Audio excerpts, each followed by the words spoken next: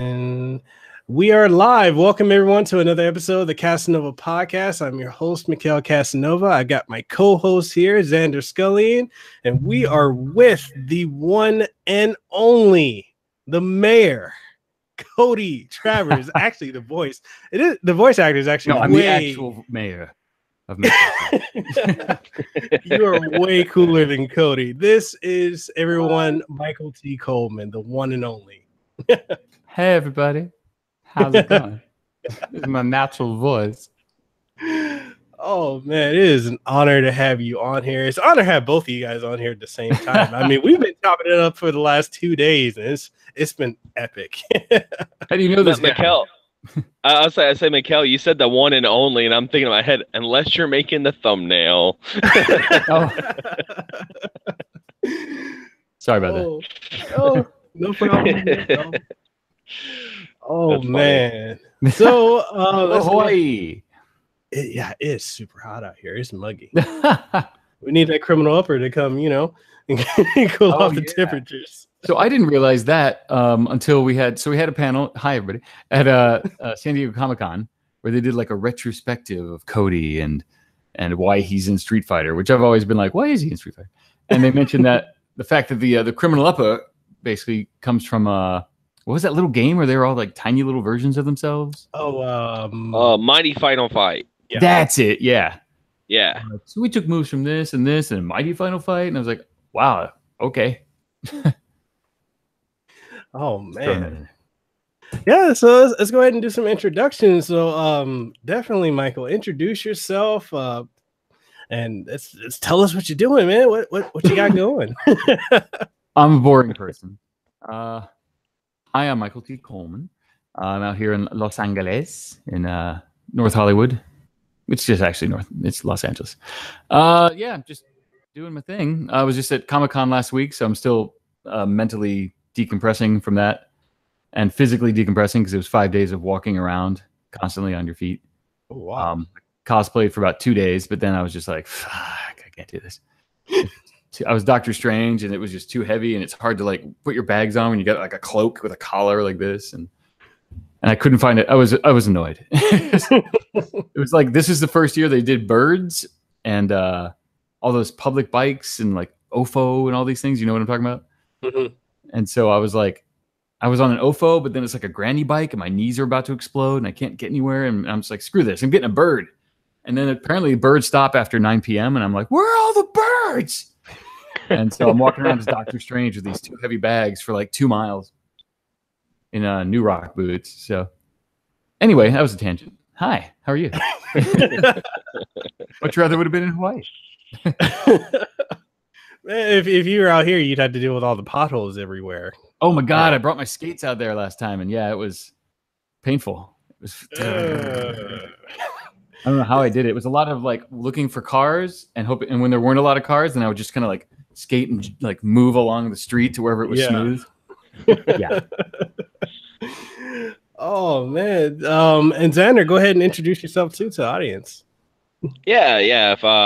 I'm Xander Skullion, YouTuber, podcast host of Exodus Gaming Podcast, and I'm just here for the ride. I was like, man, this is gonna be fun. You're the co-pilot. Oh yeah. Awesome.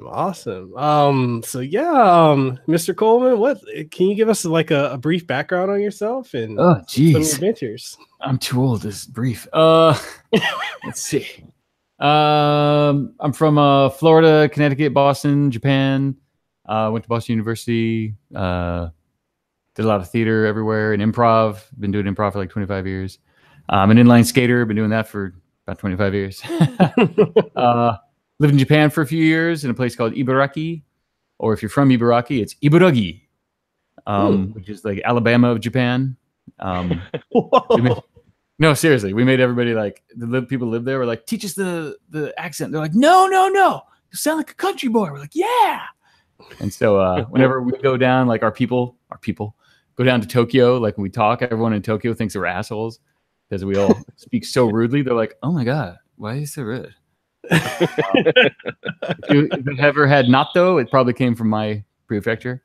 I'm sorry. Oh, wow. Yeah. They actually put it in the school lunches, and it's just like, come on. Wow. So I got 1,000 stories of that. And then moved out here to LA about 15 years ago. Oh my God, longer. And yeah, been doing things out here, acting mainly, been doing improv, podcasts, and mainly commercial acting. That's except that accidentally I do get out for TV when they think I'm another Michael Coleman, but yeah. That's fun. There's like 8 of us. We're everywhere. I believe, yeah, I even confused you guys. Everyone confused me with the good Michael Coleman, the one who does Sherlock Holmes and Helsing, I think Helsing, yeah. So naturally Taliesin knows him. So I bring him up and Talison's like, oh yeah, he's super nice. Yeah, but he's from Vancouver. I'm like, oh, okay. Hey, you can't get mad at the Canadians. Canadians are so cute. So nice. Awesome. So you do a podcast as well. Why don't you tell us about that too? Ooh, yeah, we just celebrated our 10th year. It's Tales of the Extraordinary. It's a 1920s pulp adventure radio serial. Ooh. So it's your standard stuff. Like we have a British explorer, Little Dicky. We have a character that's basically the Shadow, but he's called the Unknown. We have a chimp that thinks he's the Great Gatsby. We have a psychic, all sorts of things. That was the beginning. And then over 10 years, it just got crazier and crazier till eventually they're just like the 1920s version of the Avengers. Awesome. We even went to space. I think our last one was time travel. They get one every 30 years. And wow. I make something weird about each one. So this, for the time travel one, it was there was a character that was kind of a time anchor. So it was always like kind of the same character, but every 30 years. Mm-hmm. And so that person also had to speak the slang of the time. So I had to look up 50 slang, and then 80 slang was easy. And then like 2018 is where it ended. So we were doing like, oh yeah, hashtag goals AF. Yeah. And what? I was about to say, it's interesting you mentioned like the old serials, because that's what got me into talk radio and podcasting. Is I used to love listening to those old serials when I was a kid. Oh wow, so that's kind of funny. That's kind of funny. Yeah, our sound engineer, he's also our opening band. He loves the 20s, the old serials, and keeps trying to get me to. Our show is different because our show is like it's now, and it's got like modern sound effects. It's just set in the 20s, if that makes sense. And he keeps going like, we need to have it more with just organ and a guy doing sound effects with his face. I'm like, no. Oh, you need the coconut shells for the horses. Well, what we do is we do live shows. So we actually have, because I didn't want the audience to be bored, and I come from an improv background, so I'm like, we'll just have the audience do the sound effects. So my wife actually is the sound effects. She holds up the cards that are just like gunshot and car, and the audience will go That's bang, awesome. And then we make fun of them, and then I edit all the audience out and put in real sound effects later. Oh wow, awesome! Sorry. And then we improvise commercials from the 20s based on the audience, which is why I'd say about 80% of our commercials are like make no sense. Because it's like we'll take 3 things and put them together, and it's just like what? So, yeah. That's awesome. Where can people find that? Google Tales of the Extraordinary, and you'll find it. It's there. It's on iTunes. It's anywhere that you podcast. We have a trailer on YouTube. I once before I had a crazy idea of taking pictures and then putting them together as sort of like a picture book of our episodes. So taking the episodes, but then, just it didn't work out. I got like two episodes done. I was like, this is too hard. And I did it.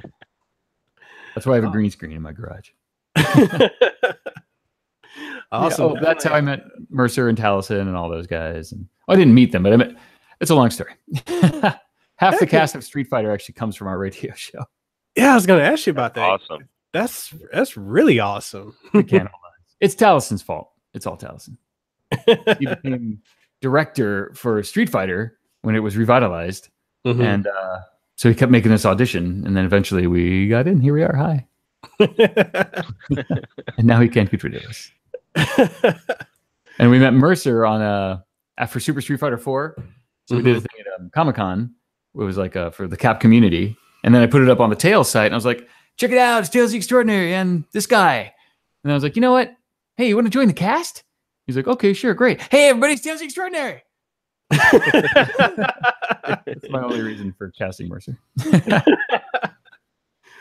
Oh man, that's awesome. Definitely, everyone, if you're listening, you're watching this, definitely go and subscribe to his podcast. I'll leave links to everything down in the description below, as well as subscribe to his YouTube channel. A lot of good content there as well. Oh, really? Oh, I didn't know it. Yeah. You know, I was going to say, Michael, like you brought up a good point too when you were talking about how the whole Street Fighter cast is part of this radio show. That made me think of like when you go to conventions and you're meeting a voice actor and you're looking at a pamphlet and you see all the other voices they do, and you're just like, oh God, they do this voice too? It's insane. So Or you they get like make the 10 times banners. more nervous. Oh, Yeah. yeah. And you're just like, wait, are these all you? And they're like, oh, yeah. I'm like, yeah, okay. I feel bad because I kind of fell into it. Like I didn't, I would try to be a voice actor. So when I did it, I go, okay, that's cool. And then I do other things and come back and I have to pretend to be a voice actor. Yeah, it's like when I met the voice actress for Ghost in the Shell. When I met her, and I'm looking at a pamphlet, and she also did the voice of Maria in Silent Hill 2. And I'm just like, oh shit, it just got real. Yeah. Our dungeon master / karate sensei, he's weird. He's a mocap actor and voiceover. He's also Birdie in Street Fighter. TJ Storm. So he also does. He's been Colossus, one of the Colossuses in Deadpool. He was Iron Man in Civil War for some shots, and he does this and that. And we went to go see Godzilla, and then watched the whole movie. At the end of the movie, we're all in the hallway talking about the movie, and he goes, "Yeah, I did that." And we're like, he's like, "Yeah, I was Godzilla." And we're like, "Shut up." And like, it took me like, I think a year to believe him. Like press junket to be like, oh, holy shit, he really was. Okay, yeah, all right. He's like, I know that walk. This and this. I'm like, really? Come on. It's like the moment of realization. He like stubbed his toe, and you're like, oh my God. Oh, I had that playing. He's in Dead Rising, the first one. He's like the black character, and he talks, and I was just like, hey, that's our elf leader in the campaign we're doing. I know that voice. He gets up and like he'll get out of his chair, and if there's a monster, he'll just stand up and he'll do like and like walk around the room. And so then we see a monster in like Resident Evil or something. We're like, I know that character. But anyway. See, that's the thing though, because for the audience, for you guys that don't know, we had a awesome time talking the other day. We were going on and on and on about Godzilla. Yeah. It was amazing. Oh yeah, it was so awesome. Where did we go? Oh, the best part was who's the Amanda. Yeah. Yes. Yeah. I was like, well, first of all, she uses Sony Vegas, which is the best thing in the world. She's like, I like to edit together funny trailers. And I was like, you know what? I was walking around to Comic-Con going, I really wish someone would take Teen Titans Go and take the audio from the Titans trailer, which was so bad, and just mash those up. And she's like, 3 hours later, she's like, here you go. Yeah. Yeah. Oh man, she did that like the quality was super good too. I was shocked at how. Yeah, I showed it to people afterwards, and they were just laughing their ass off. Especially the "fuck Batman." Cut out a lot of the head crunching, but whatever. The whole Titan action is horrible. My God. It's like suddenly the DC movies I want to see, and the DC TV stuff I'm like, whoa, which is a complete opposite of their usual output. Yeah, because Shazam looks awesome. Right? Like, I want to see Shazam. Yeah, that was awesome. And Aquaman, I was like, oh, dude, this looks good. 2 things no one has ever said in history. I know, right? You mean Aquaman, the guy who talks to fishes? I want to see Shazam. Well, my wife saw it and she's like, oh, it's big. I'm like, yeah, basically. Yeah. Which is like an angle that nobody really goes for. They always go with like, oh, he's Superman, but with magic. And this plays up the Billy Batson angle. Oh, man. All right. Well, I think I'm old enough to have seen the original TV show. Oof. Yeah, I I saw a hilarious meme of Shazam where it was like he was staring through the window at Ben Affleck, and he was like, "Adopt me. My name's already Batman or Batson." Oh, Billy Batson, huh? Yeah, that's great. Oh man. No, we're just having fun with this one. What you're planning to do? I hope not. Oh. So what I want to ask you is, since you've played a very influential and inspirational role in the acting and video game communities, with your portrayal of Mayor Cody, I have to inspire people to go run for office, or to be the mayor. Oh, that's a good point. Yeah, everyone join the government. Definitely. So I have to ask you, how does it feel, knowing that you've been able to impact and influence generations of fans from not only Street Fighter, but also Final Fight, and having inspired people to want to become up-and-coming voice actors and actors such as Xander and I? Well, considering I just found out about it, that makes me feel pretty good. There's a lot of, like with the podcast or any voiceover, like you do it and then you like move on and you're like, I wonder if anybody cares. And, so I admit I go online and I'm like, hey, they like it. I'm that guy. Or people will send us like for the Tales Extraordinary, like I'll get stuff from like London or Tallahassee and like, we love your show. I'm like, oh my God, people listen. So yeah, actually the strangest thing I was telling you guys, when we first did the game, like there was a huge just nothing for Street Fighter for years, right? Yeah. After Street Fighter 3 Alpha, the 5th Homecoming Quickening or whatever. So many. And then like I did it because Taliesin joined Street Fighter and he's like, hey guys, want to audition for Super Street Fighter? And I went out for Dalsim, but I guess I was too Indian because the final one was just like, hello, yoga. And which is weird. Like, can you be more Chinese? I'm like, really? I am super white. You know that. So I didn't get that game. And then I went out for Super Street Fighter. I got Cody. We did the whole thing. I was like, hey, I get to work with Taliesin. This is fun. And then forgot about it. And then like almost a year later, there was like, hey, there's a release party. I was like, oh, that's cool. And then I go to the release party and I was like, holy crap. Like just all the fans were there and we're signing joysticks. I'm like, they make these? And I was like, I didn't know this was still happening. I thought everyone stopped playing. So that was awesome, especially because here's a fun story. Do you know Street Fighter High? Yeah. Yeah. So that was on like IO9, like the day before, and I was like, oh, that's awesome. And that dude looked just like Dalsim. And then I go to the party and I was like, holy crap, it's that Dalsim guy. And I ran up to him. I was like, dude, you for Super Street Fighter High? Or Street Fighter High? And he's like, oh yeah. I'm like, awesome. Can I get a picture? He's like, sure. I'm like, I'm the voice of Cody. He's like, oh my God, can I get a picture? I'm like, yes, get pictures. And then they did Street Fighter High, the musical, and they had a Cody, but he was like Australian or something. And so like the director of that was the Dalsim guy's like, oh, I know Cody. And she's like, get the fuck out. And so then she called me and I like did the one little like 2 words or whatever. And now she's like one of my best friends. And so it was just this weird. And then from them, I got like the whole community. And yeah, so it's been pretty crazy. When we went to Hawaii, meeting people there who are super nice, by the way. Yeah. You guys are crazy and awesome. And we played a whole room full of you. You're all nuts. We played some kid and he destroyed us. He was like 5 or something. And he's like, oh yeah, well, my dad's like, 3rd in the Hawaii. And we're like, oh, thanks, plant. And he's like, yeah, definitely the fans. That's been awesome. I feed off your energy like a vampire. Yeah, we definitely got to get you back out here. Yep, I'm working on it. I saw the guy in charge of Amazing Comic Con every single day at SDCC, and me and the guy who does Sean in Super Street Fighter 5. Mm-hmm. He's Huarang also. So we kept going up to him because we wanted to go back to Hawaii, and we're like, Jimmy, what's up? So every single day we're like, Jimmy, we're back. He's like, oh no, yeah, just give me some ideas. We just gave you ideas in 2 minutes. We gave you 20 ideas.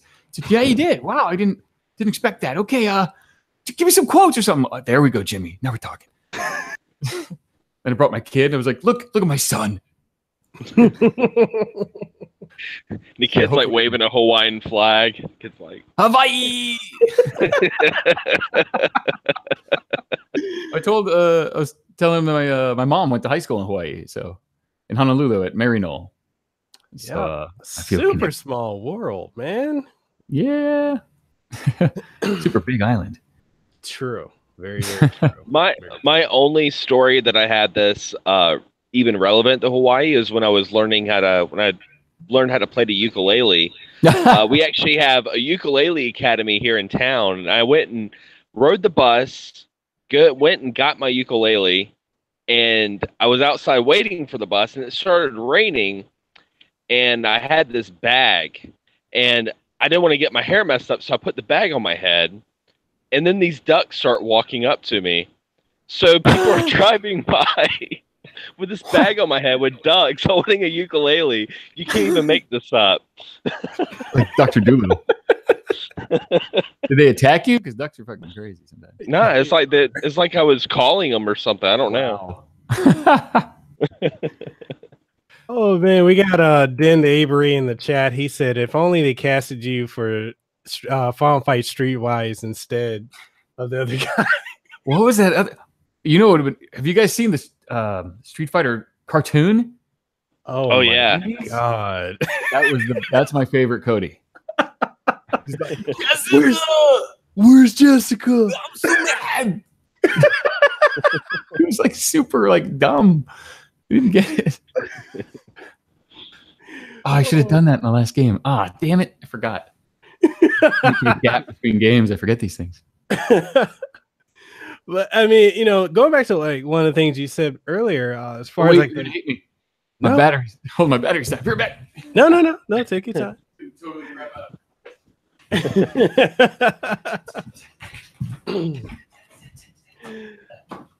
Oh man. Wait, a neighborhood This is why had to use my phone. So this is why he's the mayor. He's always prepared. He knew this was going to happen. Oh, all he had to do is ask Marlo. Where's Marlo? Okay. What's her name? Mrs. Marlowe? Miss Marlowe? Yeah, Miss Marlowe. That's her name. I remember. I can't remember my lines. It was like January. I'm so. I met a guy at Anime Expo. I was like in line. I looked over and I was like, "Holy crap, it's Cody!" And I ran over and I was like, "Can you get a picture?" And I was like, "I'm this guy in Street Fighter." And he goes, "Oh, hey, let's get a video." I'm like, "Okay." And he's like, "Bingo!" I'm like, "Yeah, haha." Then he does a line from the new game. I'm like, "Oh, I don't remember any of my lines." Boredom. Crap. No, but anyway, what I was going to say is like, given like what you were saying earlier about the gap between Street Fighter 4 and the last Street Fighter, I think it was roughly like 10 years or a little over 10 years. Yeah, because it was 2010. Yeah. Xander, correct me if I'm wrong. I think Third Strike was 98, 99. Yeah, Wikipedia sounds about right. Yeah. So that was a long stretch before Street Fighter. All right, I thought I just maybe missed it, but it was literally not happening. I think I played that in Japan in the sit-down ones. You know, the ones you sit with the little. Yeah. Oh yeah, little candy cabs. Yeah. These are all. It's basically just pachinko. Oh yeah. Yeah, so that was one of the things that really got me was when Street Fighter 4 was announced. I was shocked at the amount of hype there was for it because I thought nobody cared about Street Fighter anymore. Yeah, I didn't. And there's so many people when I'm like, yeah, I'm in a Street Fighter. They're like, oh yeah, who are you? For a while, I'd be like, oh, I'm Cody, and they're like, oh, I don't know that. So now I just start with, when's the last time you played Street Fighter? And they're like, oh, like 20 years ago. I'm like, yeah, it's nobody. Nobody, you know. Yeah, because I remember when the trailer for Super Street Fighter 4 came out and everyone was hyped for Cody, like especially out here. Man, it was insane. The tournaments, like almost every other game site would have a tournament. I would go to them and I would just lose first round. But yeah, Cody, it was amazing how Cody as a character, like your portrayal of him, is so popular. It basically, in a way, eclipses the popularity of the other Street Fighter characters. That's bizarre to me. It's just, I mean, think about Street Fighter 5. Everybody was asking from day one, "Where's Cody?" I thought it was just me. No, like, guys, where's Cody? And our Capcom guy would be like, don't worry. Yeah, don't worry. And that was like 3 years ago. And I was telling you, like, finally they announced it, and I was like, what? And so I called and I was like, hey, am I doing Cody? And they're like, oh, what are you doing like January 20th? I was like, that's like 3 weeks now. Yeah. Like, why didn't you call me? And then like the Kenny Omega one came out. Yeah. And I was just like, oh my God, have I been replaced? Who's this guy? That's not my voice. Oh my God, what's happening? I mean, I love Kenny Omega, but I was thinking, I was like, man, he didn't have the look to me of Cody. I was thinking either you or they could have had, what's his name? Cody Rhodes, because he looks like Cody. Right, that picture you sent, yeah. Yeah. But I was like, okay, I get it. You know, Kenny Omega's, he really likes Cody, is what I heard. Yeah. But, and he lives in Japan, so that's cool. Definitely. Yeah, because I'm gonna apologize to him when I see him for redubbing his voice. Hey, you had to keep it authentic, though. Like, it just was bothering me. I think the greatest compliment I got was when Super Street Fighter, it's so hard. Super Street Fighter 4. When Super Street Fighter 4 came out, somebody was like, yeah, I play everybody on Japanese except for you. I was like, what? Yo, true story. So, Lehu and I were listening to the intros for Cody for Street Fighter 4, and we listened to them with your voice and with the Japanese voice, and we were both like, no, the Japanese voice just sounds like a typical Japanese anime bad guy. No, we need Michael Coleman. I crack up when I listen to the dude because I have to hear him, and I actually have to say the lines over. I don't know if you're aware, this is how they do all the games. So they play the Japanese, so you can get length and kind of like the gist, and then we have to do it in English with the line they gave us, and we have to make it the same timing space of time. So if I always look over through the window at the computer, and you can see them. Here's the sound wave, and they want you can see my sound wave, and they're trying to like move it, stretch, maybe do a little bit of this. Like, we couldn't do it. One more time, but faster, and things like that. But I'll hear his voice, and I'm just like, this guy's hilarious. But yeah, it's usually like an anime voice. She's like, oh, Miss Marino, oh no, stuff like that. So, was it you more so? Is Cody more? Well, actually, I'll ask that later. I'll save that for later. Yo, what? I am Batman. So what I do want to ask you is, what inspired you to get into acting and into voice acting? Oh man, I think it's just like I had no choice because I can't stop doing it. So I think the first thing I did, well, I was left alone a lot as a child. That's probably it. That's what happens when you're sitting in front of a TV. It's just you, just doing silly voices and being weird and hyperactive. But then in like 7th grade, it doesn't count. 7th grade we did I think it was Our Town. No, I don't know. We did some weird play, and they didn't have like money or a production values. So to cheat, we turned off the lights, and it was a radio play. So the people would come in as the audience, and they would just listen to us reading the lines, and they were just kind of these voices, and it just sounded like a radio play. And that was like my first real like acting thing. And then once I got into high school, joined the theater group and the improv group. And I think by senior year, I was class actor, but I think that was just by process of elimination. All the other good ones are gone. And then just did it all through college. And I like being characters, I guess. As with most actors, it's easier to be someone else than to be yourself. So I think that might be it. I do a lot of role-playing games too, which is basically just improv with dice. So that's a good way to test things out. My main character in Tales of the Extraordinary basically is a character that I'd done through improv and through gaming, and just kind of honed him down. And actually the entire show is based on a role-playing game we used to play. That was like a 1920s pulp game. And like the first 5 story arcs are just me transcribing. And then voice acting was just because of Taliesin. It's his fault. Yeah, I was about to say that's definitely one of the funnest things about D&D is the whole role playing part of it. That's the funnest part. It's just imagination, And when you have a character, you kind of stick to it, even if it's not something you would do. You're kind of screwed. Like, my character would run away. I'm sorry. And then, like, out of character, your friends hate you. Why don't you ever fight? I'm like, because I'm a rogue and I have like 20 hit points. Or I think I have bluff, and then you roll a 1, and you're like, suddenly you're an idiot. And that's the worst. You'd always get that one D&D guy that would stay in character the whole time unless he like went out to take a smoke break or something. That was always fun. Yeah. It's like even when he's getting something to drink, he's still like a dwarf. I get in a lot of trouble because I would stay in.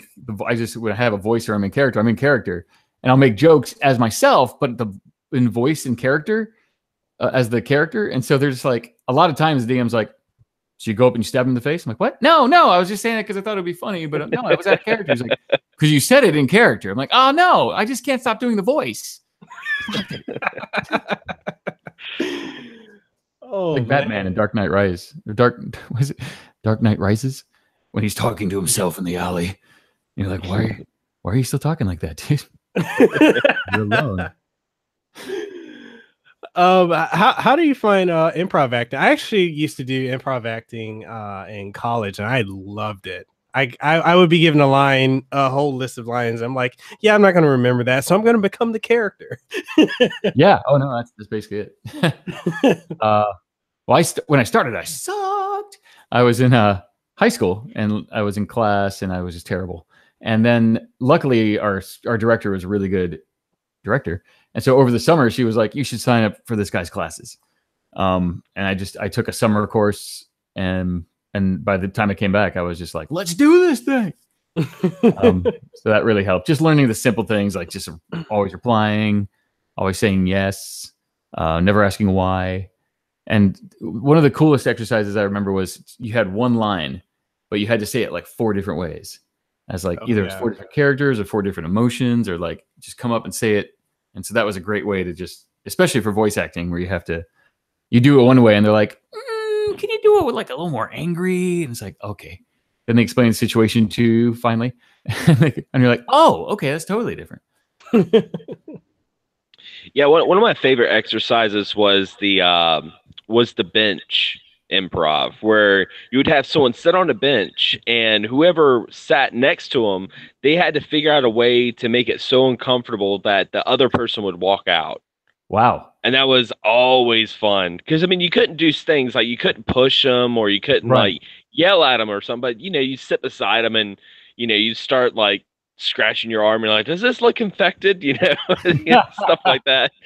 You ever seen a grown man naked? I have. It was me in the mirror. Want to see?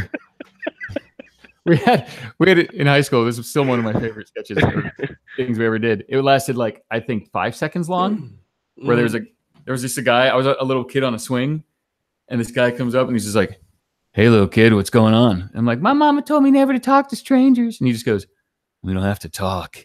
Cut. Section. That's what we call going blue. We don't go blue, kids. Oh my God. High school. So we we do a thing out here. Speaking of which, so I did improv. I did moved up to like Harold's and IO West and like longer, like what is it? Longform improv, because I've been doing games for like 15 years. And then I did that and I was like, what? How come I haven't ever done this before? Where you create scenes out of nothing. And then we did a show called Dungeon Master, which is still going. It's been going for like 30 years. And it's you take people from the audience. It's basically like a role-playing game. People show up to the show, they fill out character cards, like, I'm going to be Bob the Dwarf. And then at some point in the show, there's like a quest or they have to get something. And this is a show that they've rehearsed their scenes. And then they go, oh, I know some people. I can get you some people. And they take the cards and they call people down from the audience. At which point, the people from the audience, it becomes improv. And the whole show is basically trying to keep it from falling apart as these people do their best to ruin the entire thing you've rehearsed.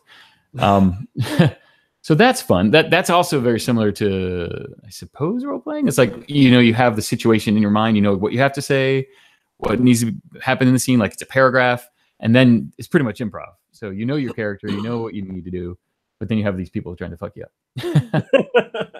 We've been doing that for the past like 20 years. Oh man, that's awesome.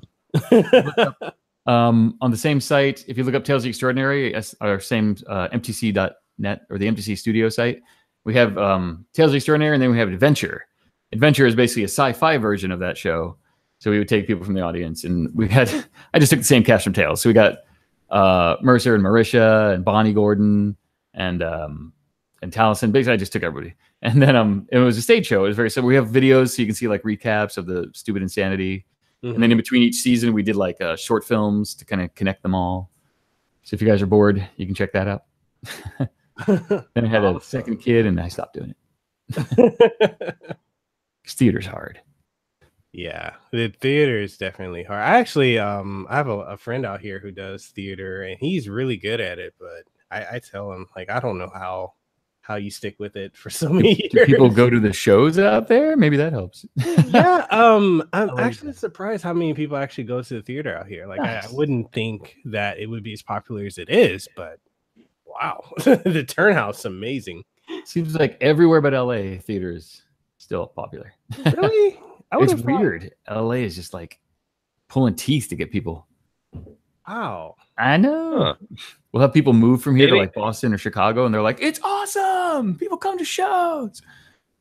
Maybe it's because they're just spoiled. That's like over here, being on the coast, everyone moves here, and they're like, "Yeah, it's the beach," and I'm kind of like, "Yeah, it's the beach," because I've lived here all my life. I'm just like, "Yeah, it's sand. It gets everywhere, and it's coarse." Did you just do that? Really? Yeah, I did. Oh man, it's like out here when people are like, "Oh man, you live in Hawaii, you don't go to the beach." I'm like, I've lived here almost all my life. Like, no, I live 5 minutes from the beach, and I haven't been in months. So, we live next to Disney World, and we're like, yeah. You guys go? No. I worked at Universal for like 8 years. I never went to Universal. What? I'd walk to work and I'd walk home. And I think it was like 4 years into it. Someone's like, "Hey, I'm here to visit. Let's go to your park." I'm like, "Oh, okay, yeah, sure." And I walked around and I was like, "Oh, wow." They're like, "Do you not know?" I'm like, "No, I literally never go into the park." It's like, this is fun for me too. Oh man, that's. But I think it's also I was gonna sound like a dick, but what they say about LA actors is true. They're not LA actors. It's more like just film and TV is more important. Mm-hmm. So like I've had friends come out from New York and they're like, "I can't have conversations with people out here. I can't. There's nothing there." I'm like, "Yeah, I don't hang out with actors a lot here either." And then they're like, "I'm going back to New York," and they just leave. But it's just people just don't even think about theater. It's weird. Whereas everywhere else, it's like, "Yeah, cool theater. Let's visit." Oh man, what is the process of becoming a voice actor? And what advice or guidance would you give to viewers and listeners interested in getting into that industry? Or us, because we want to get it. It's a lot easier. Whenever we'd go to conventions with Mercer, it would be like, "Talk to this guy, bye." He's always like, "Yeah, bro, let me help you out." I've seen a lot of friends just go from like, "I want to be a voice actor," to doing voice acting, and there are workshops. It's easier out here because you have Funimation, you have the studios everywhere, but you can still do things from anywhere online. There's voices.com. I don't know if you know about that. There's another one that I keep forgetting. Another one of our guys uses all the time. It's very similar. Bonnie used to use voices.com. She made me do it. And she would always, her trick was to like underbid everybody by like going with like the lowest. It's like between 250 and 500. She's like 200. So she could get stuff. And that's just great because it's a wide range of things and it's good for practicing. Mm-hmm. Just from commercials to cartoons. What else is good? Taking improv classes, obviously. We used to do one of our improv shows. We would do a game, I guess you call it a game, called a radio play. And again, we did the idea. We're like, you know what? Let's just turn the lights out. So we turn the lights off, and we just do like the whole 1920s radio play, and we improvise the whole thing. So that was just a good way of just like conveying a character only through voice, and they can't see anything that you're doing. I'm sure lots of people do it in front of their mirrors or by themselves in the car anyway. But taking a lot of workshops. There's Crispin Freeman's a guy that we have out here. He does a lot of workshops. Awesome. I love that guy. Oh, great. I think I knew him through other people because everybody just hangs out with the same crew. And then I'll see him at weddings and stuff. I'll be like, "Hey." But then, just finding shit and auditioning for it. And Funimation helps. I knew a lot of guys that basically went to Funimation, which is kind of like a slave program. That came out wrong. But they'll pay like, we'll pay you $25. Do this thing. And they'll be like, all right, now do it for 5 hours and scream. And it's like, I don't think this is legal. But then eventually, you know, you get a lot of you wind up in games, and you build up a following, you build up more, you know, a portfolio, and just slowly through that, I think. Yeah. Does that help? Or do a radio play with Taliesin Jaffe. That's what I told everybody in Hawaii. I knew him from before. We used to always hang out at the comic shop, and he was the other guy from Japan, so we would talk about Japan. And then back then he was just the guy from Mr. Mom. And so I needed a guy for our show, and I was like, well, let's get Taliesin. I think he does voiceover. And then, so that's it. I cheated. Oh, awesome. He doesn't like it when I tell that. In Hawaii, they're like, how do you do this? I'm like, start a radio play with Taliesin. He's like, no. I'm sure people are going to be like, hey. So, like, I heard you like radio. Hey, you need people? You want to hang out? People like follow him into the bathroom at conventions. That's my favorite story. He's like, I gotta pee. Wait. I don't know if I'm giving you the worst answers or the. Hey, you know, it's all good here. They're not the right answers, but they're answers. Hey, you know, because I know for Xander and I, we grew up different areas of the country, but you know, being fans of video games and anime and movies, like we've never known how to get into it. So we've always like just watched and like wonder, oh, how would you get into it? Now I know my last podcast I had Griffin Burns, who's the main voice actor for Shining Resonance Refrain and Yokai Watch as well. He's the main character. Nice. And so he's like, yeah, you know, just get into like voices.com and all this. And I'm like, wait, really? Yeah. I mean, just so you have stuff. You need the stuff, or else you're just sitting there alone and doing it to yourself. Have you ever seen Glow? Yeah. The TV? Yeah. The saddest and truest part of the show is when she's in her acting class and she's just complaining. She's like, the only time I ever even get to do what I want to do is here in an acting class, and I have to pay you for it. And it's like, yeah, it's true. Yeah. Oh man. Sorry. No, but I mean, when no, I first came out here, I was like, I don't know, I'll put out flyers and stuff like Jean-Claude Van Damme did. And that was stupid. But then I just went took classes at an acting studio, and they luckily had like, here's how you go age. And they put you through, like, you send things to agents. Here's what happens. It's like, oh. And then from there, yeah, it took me a while. And then eventually my agents get calls from people, and then going around town literally putting headshots in every casting office. They had a bin, and we would just drop headshots in this bin and walk away. Oh wow. Well, yeah. I was say, I know one good thing is to, of course, have a demo reel. Oh, like, what would you say would be like an ideal demo reel? Like, how many voices, maybe to see how versatile you are, you know, stuff keeping like it that. Short is good. Definitely like under 2 minutes. And keep it thematic. Like, you don't want to have your commercial stuff on the same thing as cartoon voices, or dramatic, like theatrical acting, and the same thing is, you know, you want to keep them all separate. Definitely commercial acting and an animation acting. Some music to kind of liven it up helps, just to make it interesting for people listening. Using original voices, obviously not imitating like Bart Simpson or something. Like, you want to try to, I think I did Green Eggs and Ham, but I did it like with a different voice. So you don't have to make up the words if you don't want to, but it's better than just like imitating someone. Although you do get a lot of auditions where it's like, we need a voice match. Yeah. This character. Yeah. Those are the worst. Yeah, try to keep it fast. Don't go too long. A lot of times you'll use a clip and you're like, oh, I just love this whole clip, but it's like 20 seconds long. And you're like, no. Like, you want them to get the gist of the character or voice that you're doing. So they can just see like, okay, I hear. And then they can move on. Okay. And also put your best in the beginning, because sometimes they'll turn it off after like 20 seconds. Xander, did you have another question, or? No, I think that was good. Whew. That was definitely good. So what has been your favorite character, not only to voice act for, but to actually act for as well? Other than Cody? What? The Maya, yeah. Actually, that's the thing. I think you were going to ask it, but I can't help it. That's like kind of an easy voice for me to go into. Like sometimes even at like commercial and theatrical auditions, I'll just kind of start talking like this, just because it's so relaxed. It's a relaxed voice and a very lazy thing for me to do. So, oh my God! Right after we did Cody. Oh, am I allowed to tell you about this? No. Okay. So, yeah.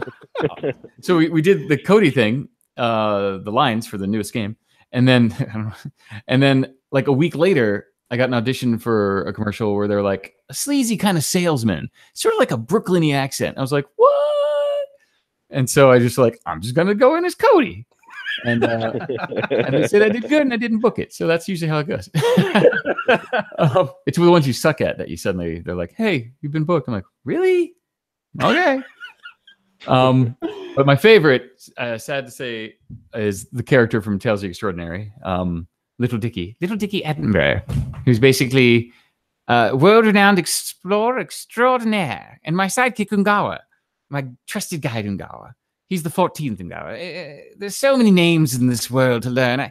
I stuck with my first one, and then I just called them all Ungawa after that. It's so much easier that way. But he's super racist. It's the 20s. And so someone was like, yeah, you're a little racist. I'm not racist. I mean, look, are you British? No. Ergo, I'm better than you. That's all it is. And so that's the one I kind of created as just like this. It was from this Monty Python book I read. I just read old scripts from their TV show, and I misread a character, which was, I think, supposed to be David Attenborough, but it was Richard Attenborough. Mm-hmm. And so they would call him Little Dicky just to make fun of him. In the 60s, that was high humor.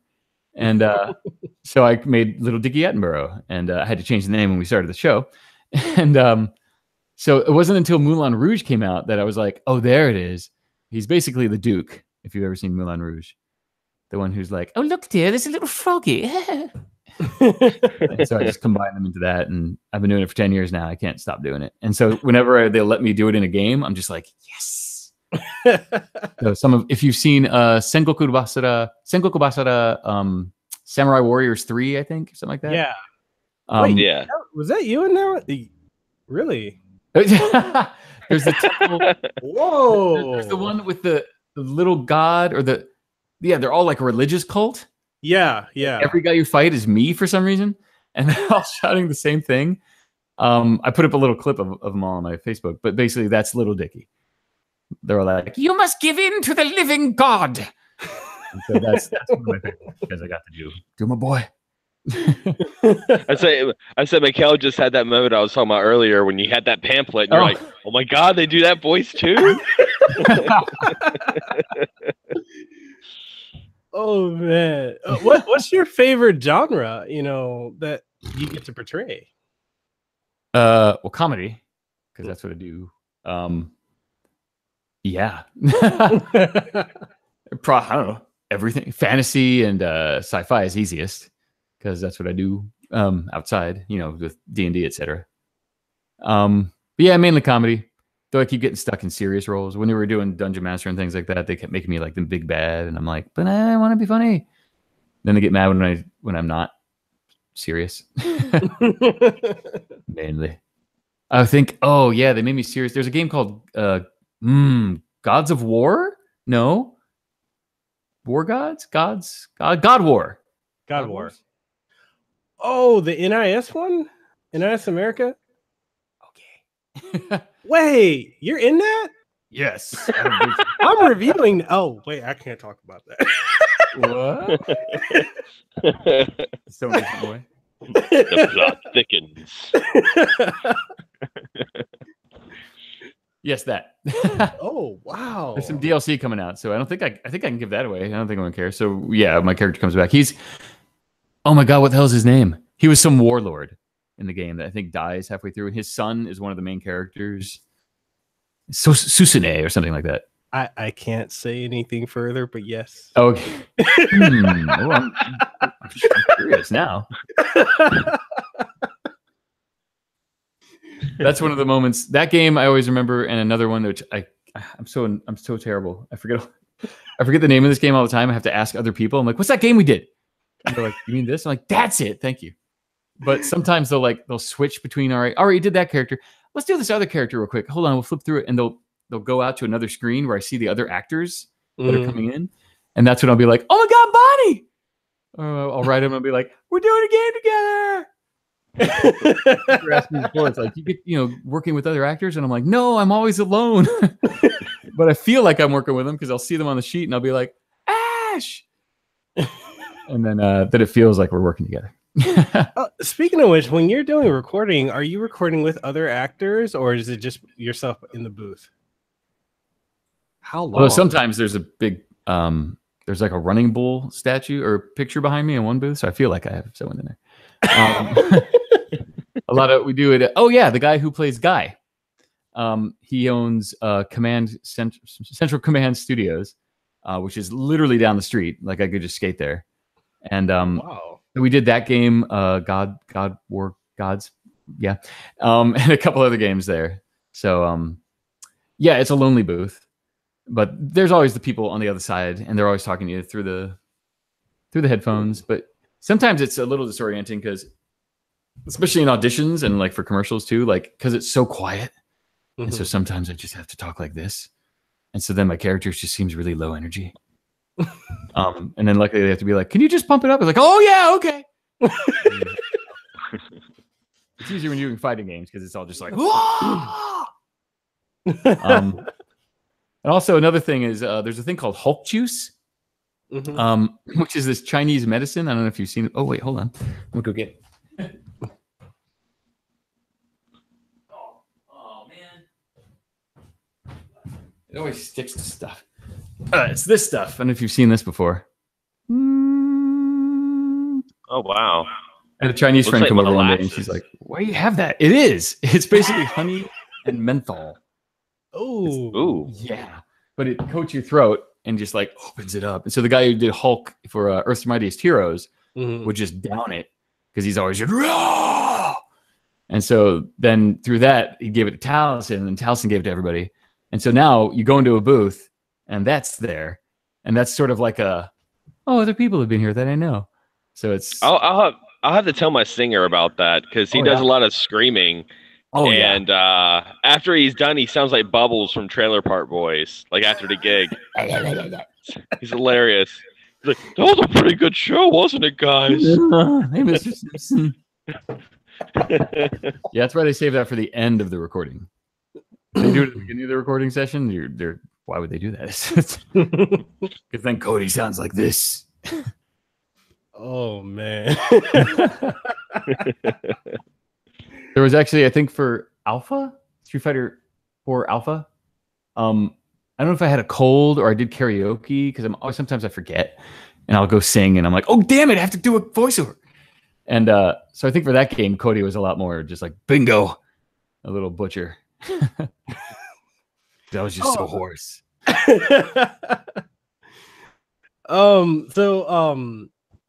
I think we already covered this, but I'm asking anyway.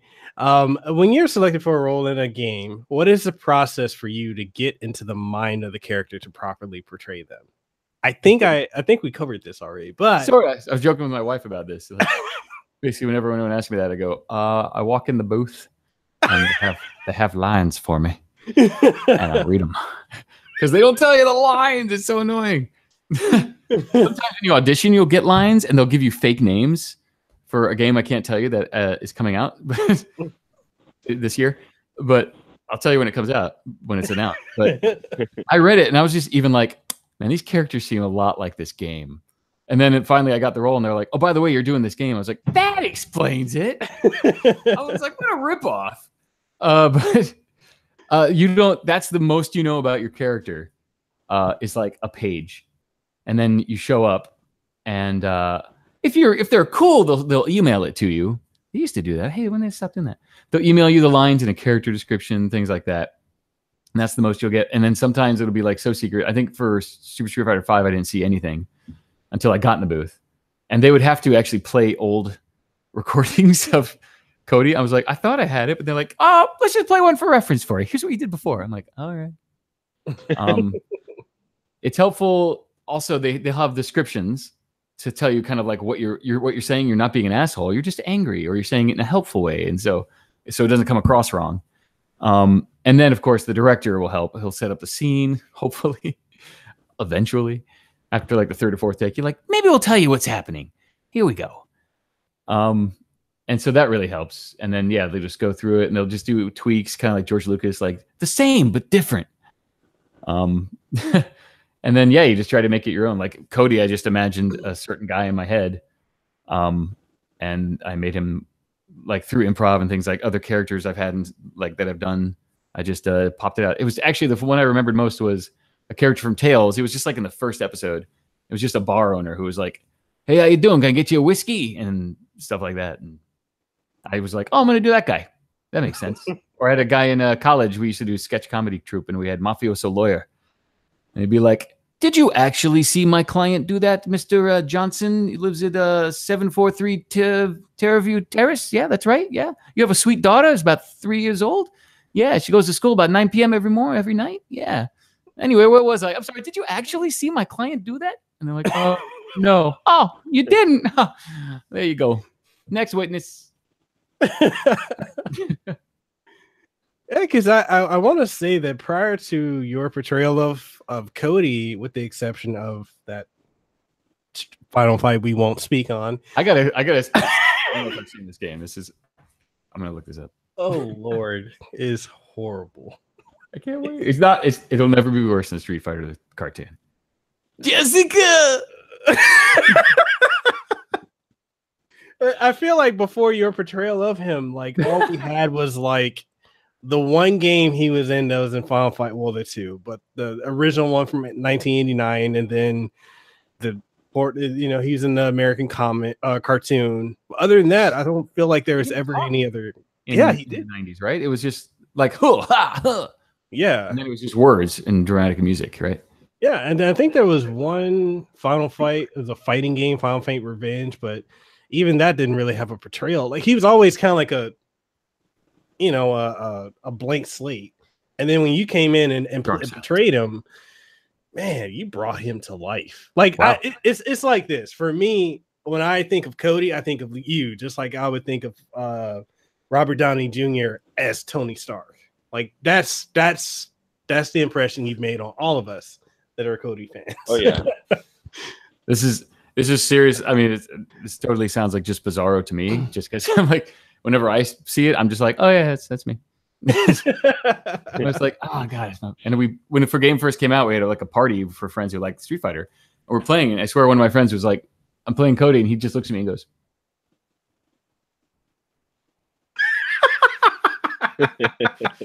I'm like, oh yeah, by the way, yeah. Yeah, to me it just sounds like me just screwing around. So whenever people are like, this is really awesome, I was like, really? Okay. It's like I do Littlefinger cosplay. Oh, people keep, even at work, people are like, you look like, yeah, I know. Oh. So I do Littlefinger cosplay only because everybody told me I look like Littlefinger, and every single time they do it, they're like, you look just like him. I'm like, okay, you say so. Oh my gosh, that makes me think of the one and only time I ever did a cosplay. It was the laziest cosplay ever. I just took my drummer's black trench coat and I shaved in the chops, and I went as Liev Schreiber's Sabretooth. Wow. And I got so many people were like, dude, it's Liev Schreiber. I'm like, this is great. This is great. I have to show you guys pictures later. But like, I'll see other guys, and I'm like, that dude looks like look at him. He's a perfect Littlefinger. No. I totally see Liev Schreiber though. Now you're saying, definitely. I know. I'm doing this to your picture. Yeah, it's like when I had the chops, I would get people be like, you know who you look like? So when I was going to the anime convention, I was like, yo, dude, let me see your black trench coat. I'm gonna cosplay as Sabretooth. That's all I did. Most of my cosplay used to be just, I loved Halloween, so I'd wear like 4 or 5 costumes a year, depending on different parties. And so yeah, when I started doing cosplay, I was just like, let's go obscure.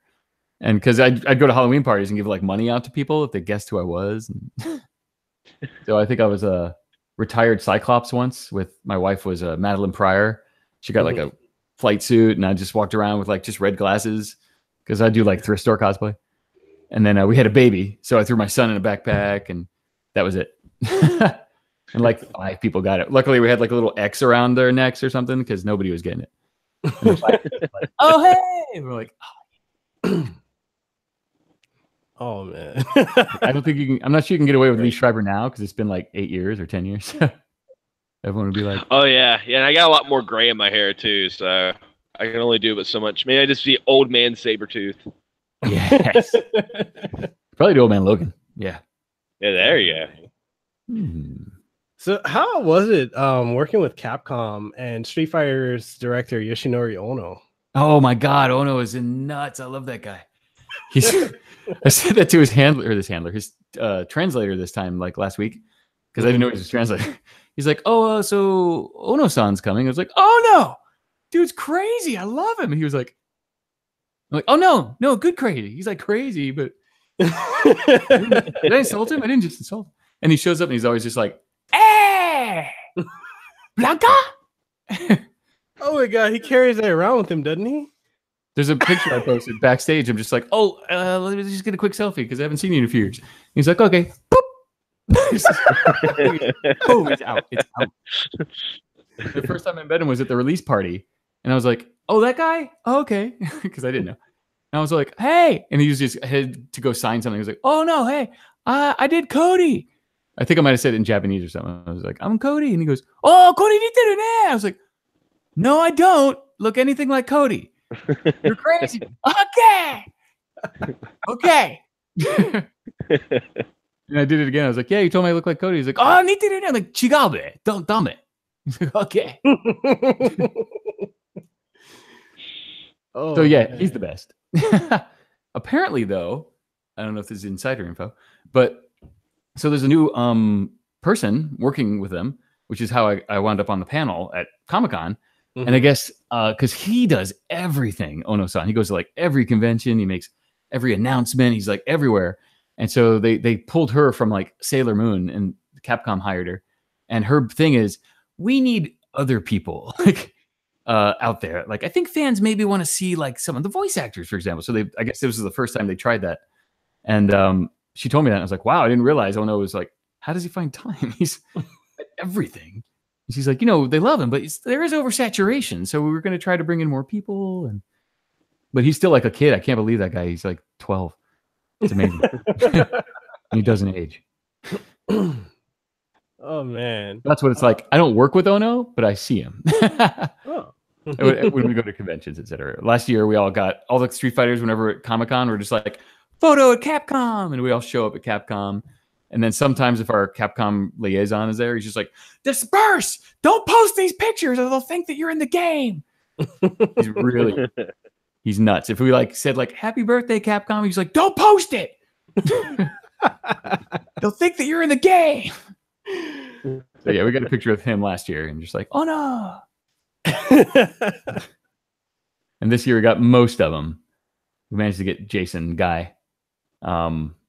TJ had to go do a kaiju panel, and then Taliesin is insane since Critical Role, so we never see him. I saw him the last day at Comic-Con as I was leaving. I was like, all right, now it's Comic-Con. Bye. Oh, anyway, man. I'm going on tangents again. No, it's fine. We're all about organic conversations on this podcast. Oh yeah. Because I don't shut up until you tell me to shut up. Oh, man. Shut up, wife. Oh, sorry. See, if we brought up Godzilla right now, we'd be going for hours. Apparently. Oh yeah. I got a fun story involving North Carolina. Oh no. This is my wife, Karen. Hi. Madeline. She's very silent in our show. She never talks. She just holds up the cards. And then we have a ding card. I'm going to go on a tangent. We have one of the actresses in our show used to be in the opening band. And then we ran out of actresses. And we were like, hey, you do voices? Because she came over to do a recording once, an audition, and I was like, I never knew you do voices. And I was like, you want to be in the show? She's like, yeah. I was like, I didn't know that. And so, but before that, she would sit there with a glockenspiel because she was in the opening band, and then just sit there for the rest of the show. And she's a pervert. So every time we did some unintentional homoerotic, line like, "Are you almost in? It's a tight fit. I think I'm in." Oh, my wife's coming. Here it comes. So you'd hear this. There we go. Every time we hear like a ding, and we'd be like, "What?" And she'd be going. So when she joined the cast,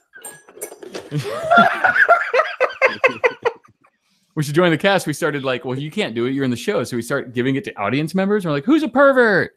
And there are too many hands. And so we're like, okay, we'll give it to you. And there's usually, it's never perfect. There's either somebody who's always going ding at like everything. And we pause and we just go, what? How is that? Okay. Or they don't ding and the audience goes, ding, ding. So my wife enjoys keeping a secret ding in her pile of sound cards, and she'll just be like, but never talks.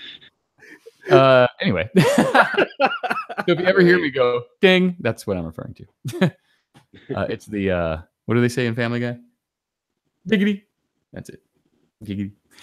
I forgot what the question was. Oh, North Carolina. Oh, hey, Godzilla. So my best friend Stuart lives in North Carolina. Rollins? Where's John Edwards from? I'm not sure. Rollins. It's Robbins. Robbins? Damn it. It's a tiny podunk town. Anyway, he's from North Carolina. We served in the JET program together. And he worked in like the prefecture office where they had to do like newsletters and were very serious, but he's not a serious person. Mm-hmm. So he put out a newsletter introducing, these are the new people coming to work with us. And it's a very nice border and like a little, hi, my name is Ronnie. I like this. Then his picture, which is this like this jagged star. And his picture was this. All his description said was, Gojira! Hajime! Which means run. And that's it. That's awesome. And they were just like, okay. Oh, man. So every single time you guys talk about Godzilla, that's what I see is. Oh, man. That hurts. It does. Oh, okay. Anyway, I don't even remember what the question was. Was there a question? I don't remember. I'm lost. I'm not sure. I got something to plug. It's not like a performance, but I'm trying to spread my movies. I take when I get bored, I edit bad movies, like Batman v Superman or Justice League. Although that one, even fixed, it was not worth it. It started with The Hobbit. I was like, this does not need to be 9 hours. So I cut it all down to 3.5 hours and made it closer to the book and watchable. Mm-hmm. And then I made a Deadpool for kids because my son was like, I want to see that. And we're like, okay, wait. Until I chopped it up. And then I made Game of Thrones season 1 for kids, so he knew what Littlefinger was. Anyway, so yeah, I'm always trying to get people to watch that. So watch it, everybody. Go to my Dropbox. Nice. I'll give you a link. Definitely. They're fun. We'll have viewing parties sometimes. I think you and Amy will be like excellent friends because she does that all the time with her trailers. Sony Vegas. Oh, dude, she did like 24 Godzilla trailers when Godzilla 2014 came out, and it was like, dude, she made a Full House Godzilla trailer. She made like she made like Gumpzilla. I mean, the last one she did, the newest one she did was off of the new one, King of Monsters, and it's Stranger Things. She did one on that, and it was awesome. It was awesome. Yes, that is amazing. People try to move me over to like Adobe Premiere because they're like, hey, why don't you try actual editing? I'm like, okay, yeah. Okay, you know Premiere? No. You should learn it. I've tried. Dude, Vegas is so good. Yeah. I love Thank Vegas. You. Yeah. Who are you? Where have you guys been? I seriously, I'm like, I use Sony Vegas, and half the time it's like, oh, huh? was that a program? Like, yeah. Or they'll be like, really? Why? Like, The weird thing is Vegas originally started out as an audio program. That's what I used it for, was for Tales. And then yeah, I was new video. Yeah. That's one like one of the things. That's like one of the things like I run into like when I because sometimes I'll do tech like unboxings and stuff on my YouTube channel. And when I was heavy into tech, like computers and whatnot, like a year ago, everyone's like, "Oh, Premiere this or Blackmagic this," and I'm like, "I use Vegas." Oh yeah, or Final Cut Pro, and I'm like, "Hey, I use Vegas," and they're like,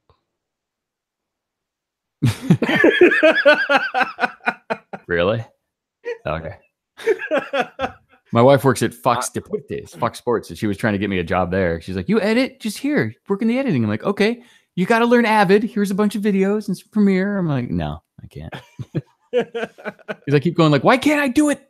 It's really easy. How can I do it on this? Can I do this?" No. Well, I hate this thing. Oh man. Okay. So here's the question. Ooh.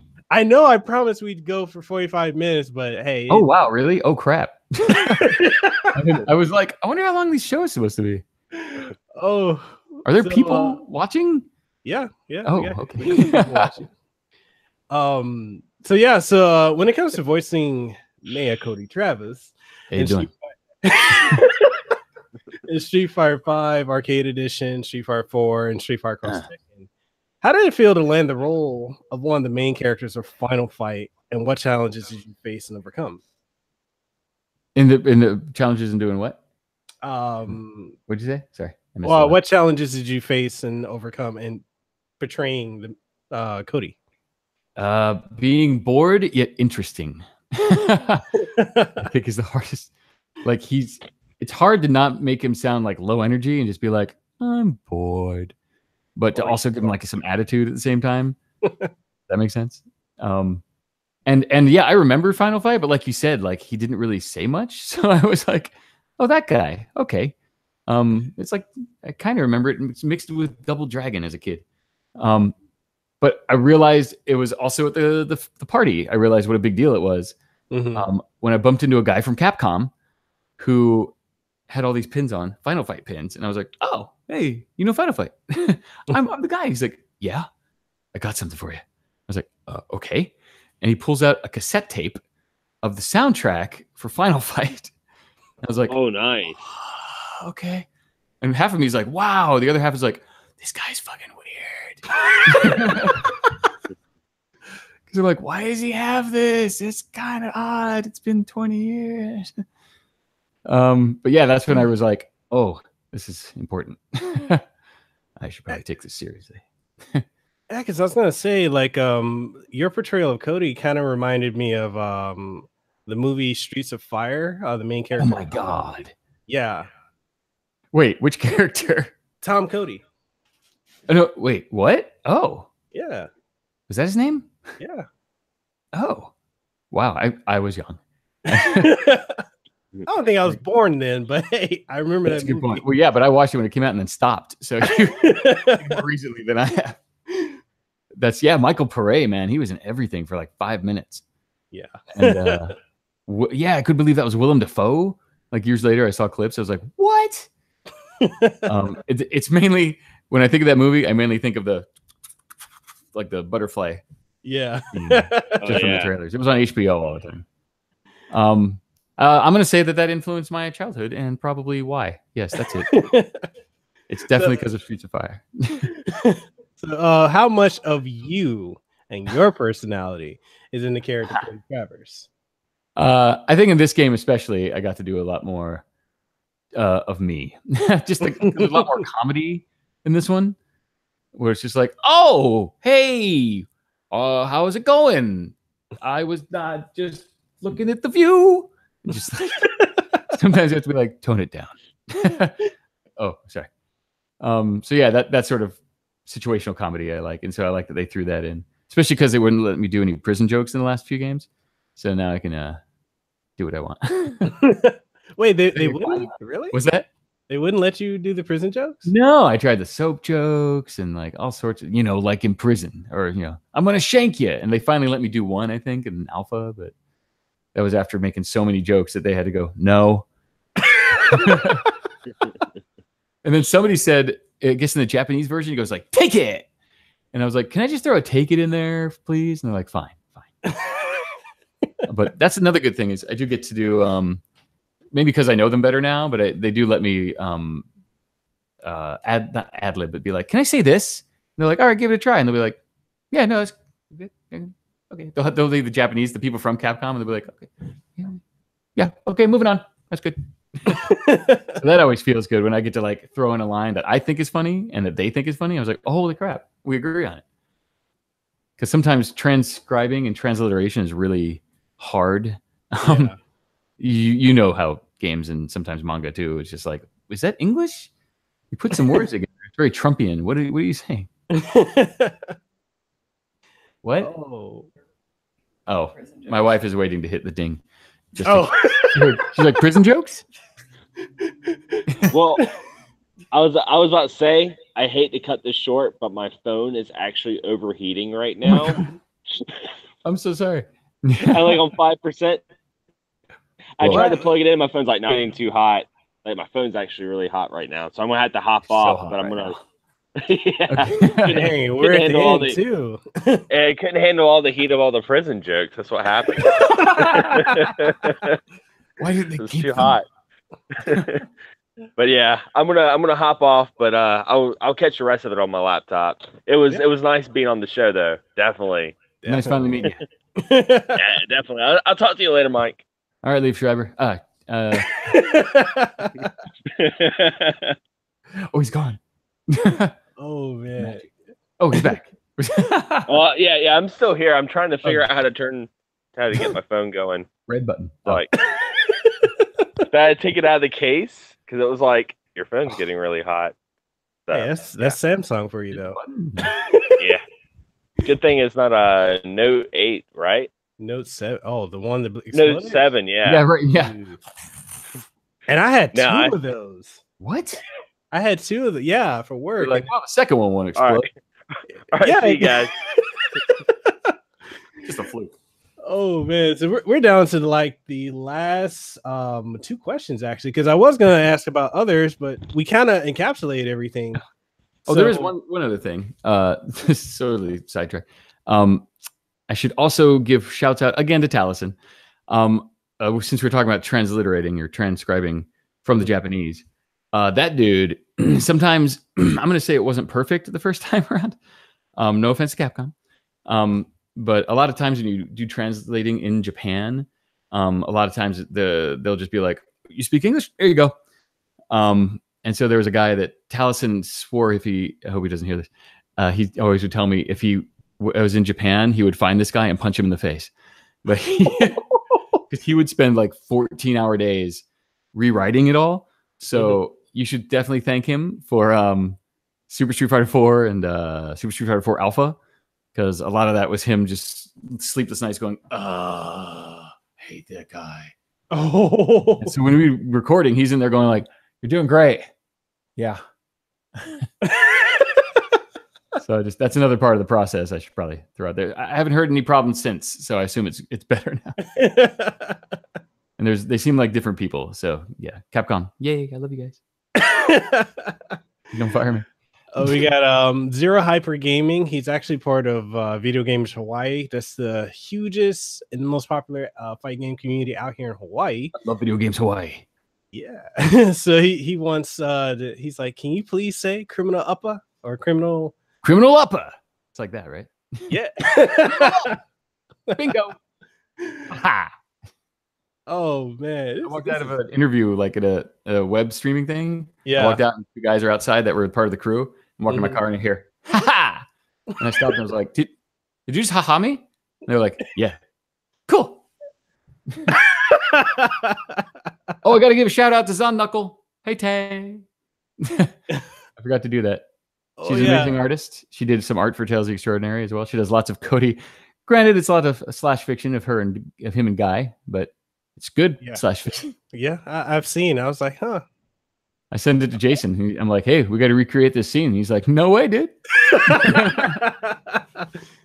Yeah, she's actually going to be because I asked her if she would do artwork for my arcade stick, and she said she'll customize it for me. Nice. Yeah, it's gonna be Cody half naked. It's gonna be awesome. No, I don't want. No, that's not an innuendo. That's a. Oh, so definitely let me get some shout outs real quick. So shout out to Den the Avery of the Brawlers Avenue. Shout out to Zero Hyper Gaming and Video Gamers Hawaii, as well as Low Tier God. I'm repping the G-Tab shirt. That's how he gets voted. Vote Cody or I will shank your ass. He's fast. He's like Joe Pesci in the game too. He's just like shing. Right? Like a prison stabbing. His train, the way they changed him from 4 to 5, I love it, but so many people complain about it. They're like, oh, he's the worst character in the game. I'm like, no, he's not. Where do these people live?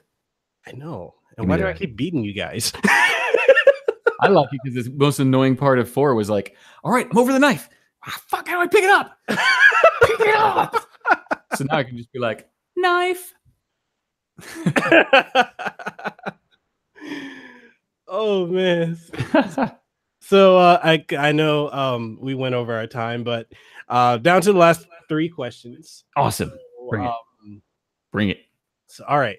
So how has it been working on Heroes with Issues? Oh my god, that's so funny you bring that. Why do you know that? Wait, do you guys watch Heroes with Issues normally, or did you just see that come up? Leila's seen it, and I've been dabbling in it. Ah, nice. Yeah, those guys are hilarious. How do I know them? It's weird because once I met them, it was like, how do we not know each other? Like we just did all the same things. The guy who does what characters does he do? Deadpool. There's the guy Sean, who's the main director, and then Howloon. Oh, the name. I know it was Brian. They wrote me one day. I think because of my Littlefinger cosplay. Oh, here it is. I remember now how I got hooked up with them. Boom. So my friend Tatiana, she's a cosplayer too. She's Russian. She does Harley and Wonder Woman for them. And so she was, for some reason, people think I look like Doctor Strange too. You can pull it off. So my wife's like, cause you do. So they were like, she's like, oh, I know a guy who can do Doctor Strange. And so she was like, send them an audition real quick. And I was like, I got too into it. I like had the colors. I just put like a red shirt around my neck. And she's like, can you do a British accent? I'm like, yeah. She's like, can you do Doctor Strange? I'm like, yeah. Wait, those are not the same thing. You know, he's not British, right? Okay. So I did the audition. I was just like, by the holy host of Hoggoth, and sent it to them. And for some reason they were like, oh, you put effort into this more than most people. So I borrowed my suit from my friend Bernie.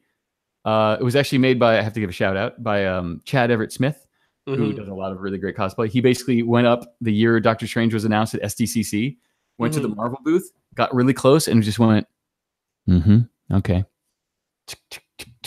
And he made a costume based on the movie costume.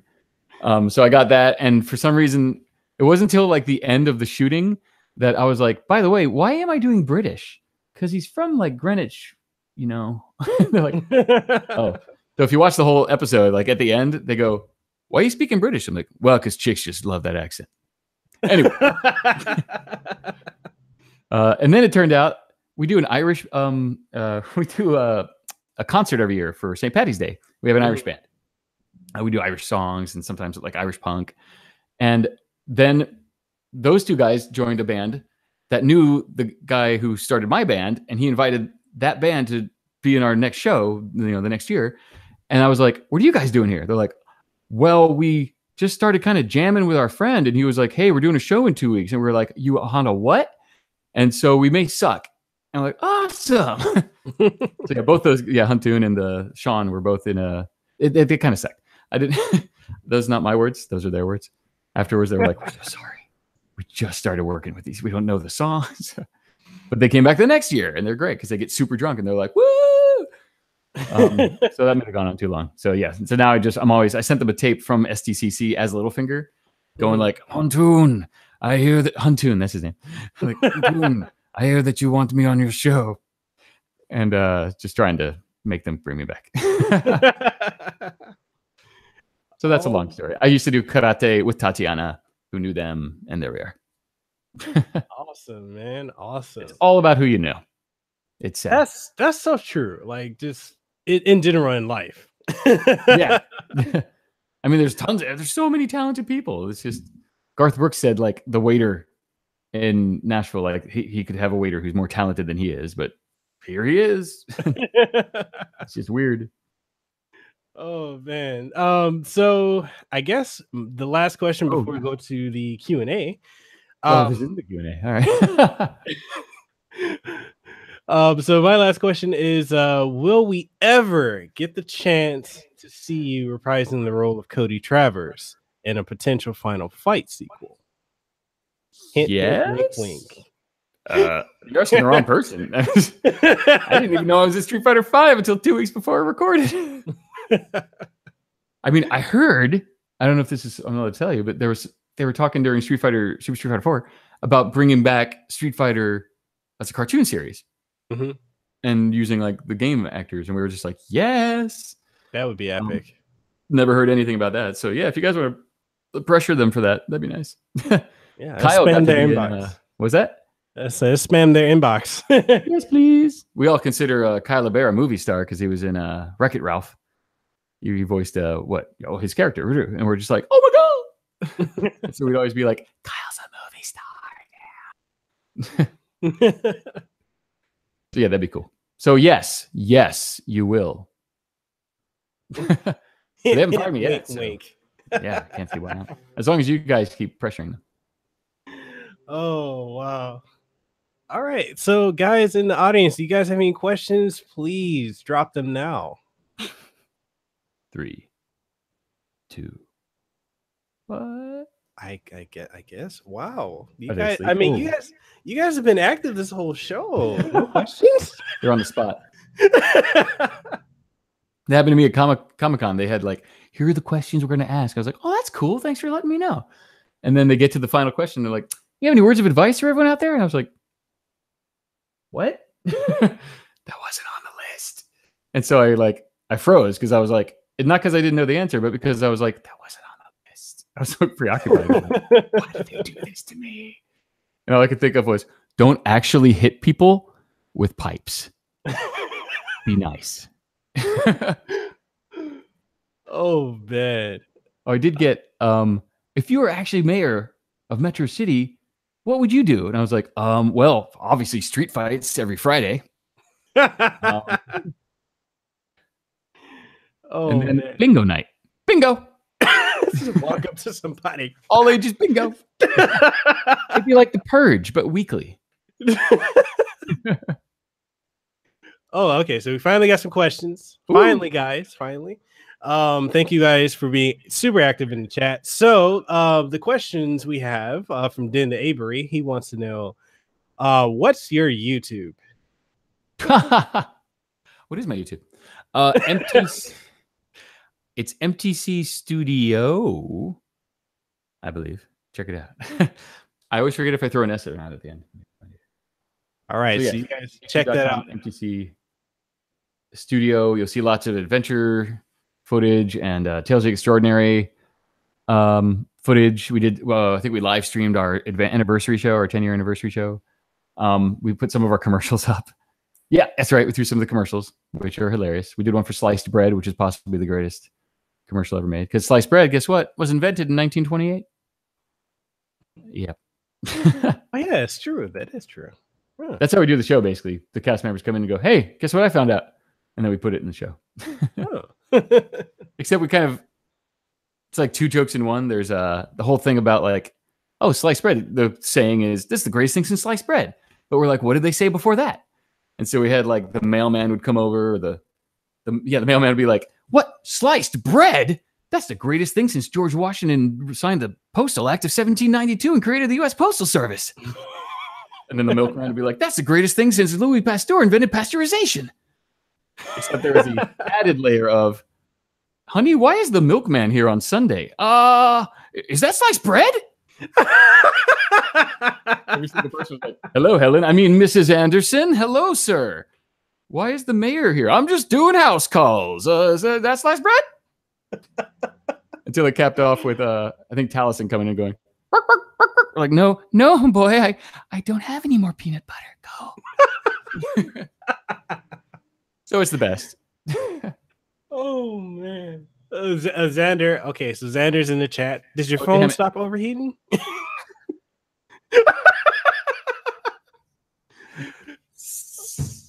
So he says, how do you get used to yelling like in the fighting games and such? Like, and how do you eat turkeys in the streets of Final Fight? First of all, through Metro City has an amazing hygiene mission statement. So we clean the streets every night. It is like spick and span. There's like a 20-second rule. So those turkeys are fresh, is my point. You walk the streets of Metro City, you find food, you eat it. Did you know that's an A? There's an A in the restaurant. That's Metro City. That's a California joke. And the yelling, how do you get used to it? Is that what he said? Yeah. You never get used to it. Well, eventually you taste blood, and then you keep going. Really? Oh, it's just iron. Oh. It's yeah. You Hulk juice, baby. That's basically it. They do it at the end. That's why. Have you heard about the whole strike? The voice actor strike? No. Ooh, is it still going on? Oh, I hope it's not still going on. Oh yeah, there's a strike for like a year or two because of the treatment of voice actors, because we're yelling all the time. Yeah. And basically destroying your voice. I mean, Bonnie is a beautiful singer, but for like a year, her voice was like really hoarse. She had to get surgery to like fix it. Oh, wow. And so, yeah, it does a lot of damage when you're doing it for like hours on end. I think at the most we do like half an hour for Street Fighter, thank God. But like the Hulk, like he's messed up. Oh, goodness. But yeah, it can. You need a few days in between, and if they're making you do like back-to-back days, then it's So you don't. All right. So Dan Avery has another question. He wants to know, do you do any freelance gigs? I think you went over this earlier. Yeah? You mean like Heroes with Issues? Yeah. God, yeah, I feel like we went over this. Yeah. As an actor, you are a freelance gig. I mean, that's all you do. It's basically like being an independent contractor. So sometimes you have work and sometimes you do not. Basically. It's been weird. I was doing like all these commercials like a year ago. There's a Mercury Insurance commercial that apparently they spent all their money on airing it, so I don't get residuals. Don't ask. And so it was like everywhere, and everyone's like, "Hey, congratulations!" Like, "What? Okay." And then for like a year, and then nothing. Like auditions, you go to all these auditions, and then like you do 100, and like you get nothing. And then like the most I've done has been stuff like Street Fighter, or people I've done things for before who were just like, "Hey, can you come back and do this thing?" I was like, "Oh yeah, all right." So it's totally random what happens. It's decent heaven. Will Wheaton, I don't know if you remember, he was just like, after Next Generation, he was just like nothing. And then he became a blogger again, and suddenly he's back in it, and he's like, whoa, what? Zero Hyper Gaming, his question is, how did you get into voice acting? How did it all begin? I feel like we covered that. Yeah, sorry, that was earlier. Yeah. That was at the beginning of the podcast. So yeah. Do a 1920s pulp adventure radio serial with Taliesin Jaffe. Yeah. That's how you do it. So I guess, do you guys have any other questions? Going once, twice? If not, I'll have one. Oh, wait, never mind. Here's a question. All right, sweet. So Xander Skullion, he asked, what would be your dream gig? Like character. Well, I don't know. I know this is one of those questions where you're like, you know the answer, and you'd be like, I should be doing that. And then when someone asks you, you're like, I don't know. I think I wanted to be Chandler Bing from Friends in the 90s. My wife heard that. She'd be like, what? Because I live my life like it's a sitcom. And I remember watching him and being like, hey, that's how I talk. Archer would be, well, I already am Archer. Our dungeon master saw Archer for the first time, and he was like, oh my God, that's Coleman. Because all my characters are Archer. Basically, I just say whatever I can and see if the NPCs heard me or not.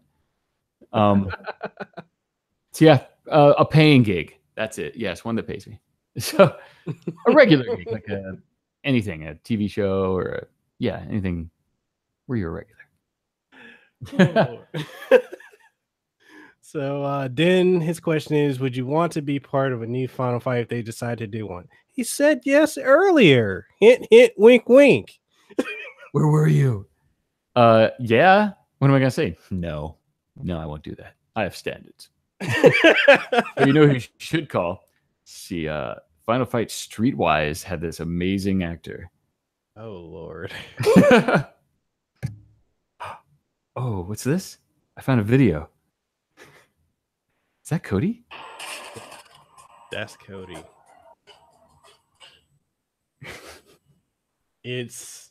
Yeah.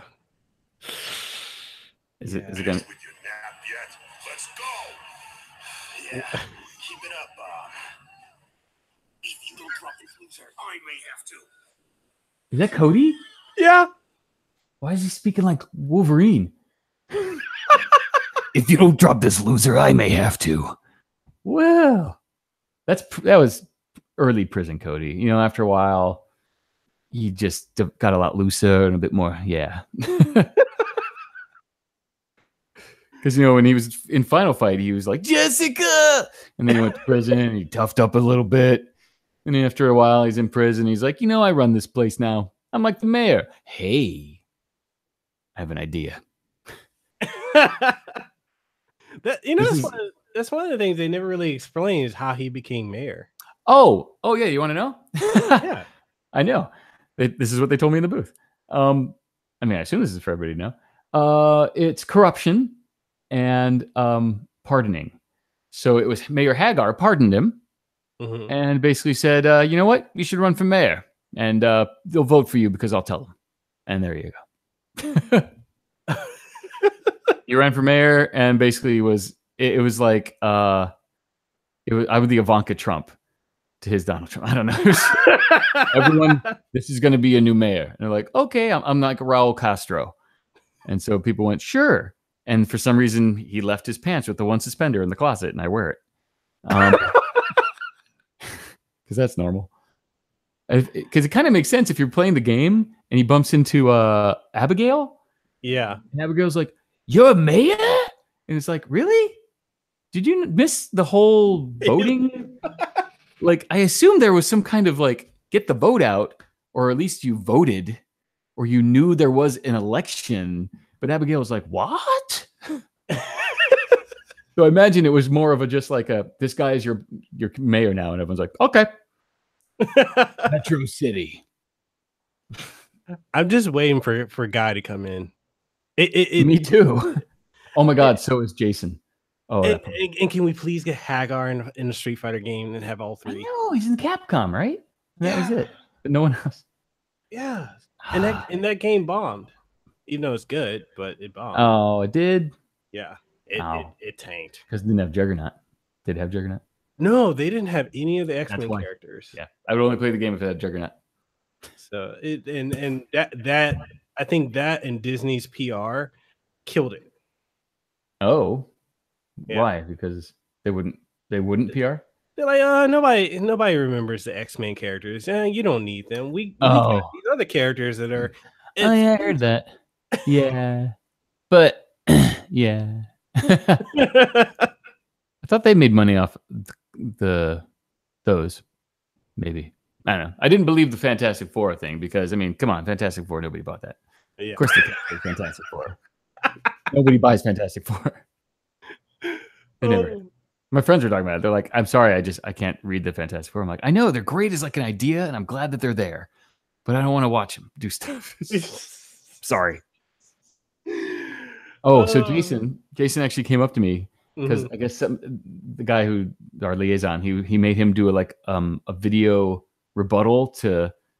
They did this in the booth. They just threw this in I know a guy because it was normally just like I know a guy, and I was like. I did it that way and they were like, "Oh," I'm like, "Yeah, is this not supposed to be a joke? Because this is a joke." And they're like, "Oh yeah."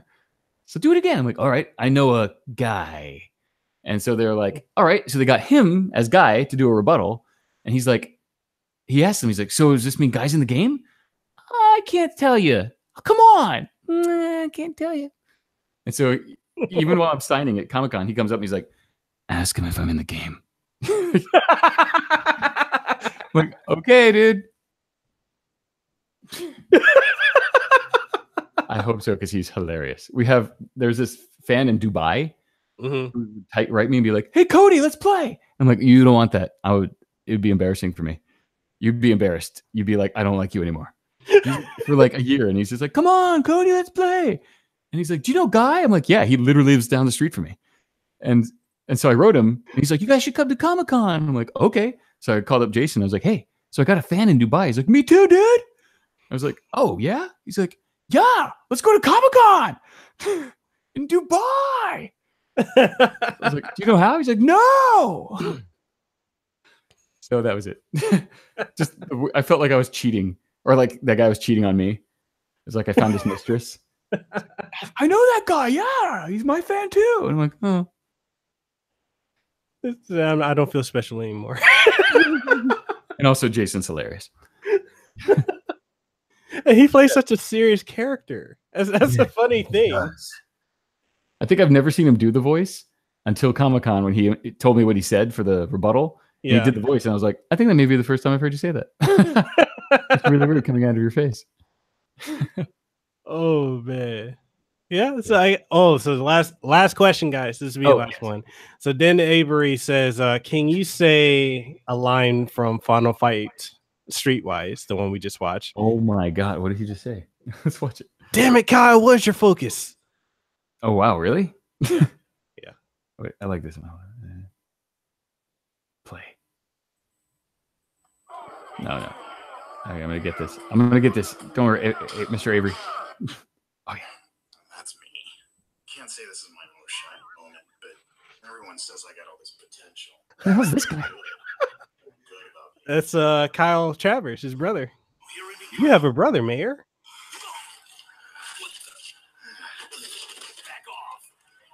Back off. Let's go. Here we go. Yeah. Keep it up. If you don't drop this loser, I may have to.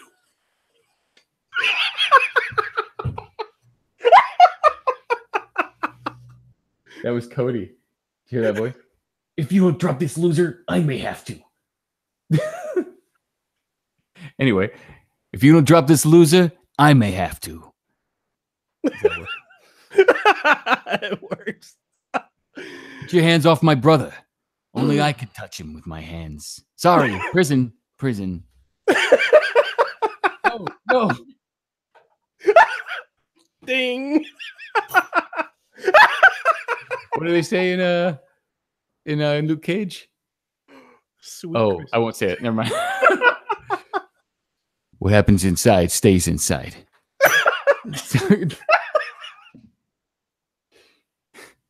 You have to understand, it's a companionship thing. You just get lonely. Don't keep your pennies in, Bunch. I'll be right back. You'll see me soon enough.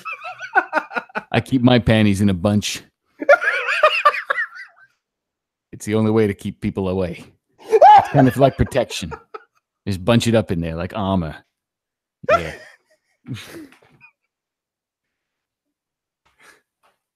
Sometimes I got to break out just to be with Guy.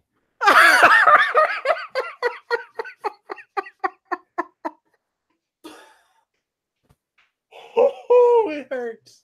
I got panties. Those are Cody's actual panties. Bingo. Bingo. Things not to say at the end of a postcoital. Wait, I'm trying to think if I've ever done that.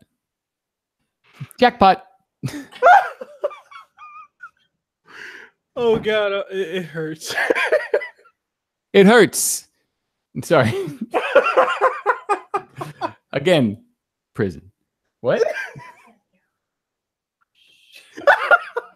I'm dry like the Sahara? What? And afterwards, just Are we talking about what I think we're talking about? I have a lot of lube, so it's. Oh no. Got like a 55-gallon drum with this stuff. I mean, it's just. I work in the kitchens, so they just give me frosting sometimes. I'm gonna do a whole novel of Cody in prison. Those are the cut scenes they didn't have. Yeah, I'll keep going. I don't stop. My wife's like,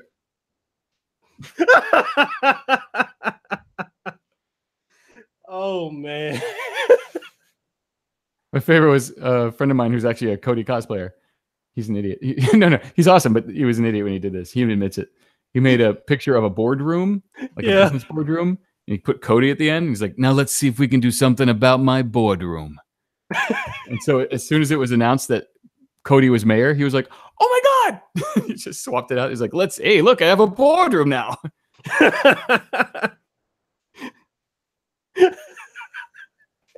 You got okay, everyone in the chat's dying. They're like, oh no, 50 Shades of Metro City.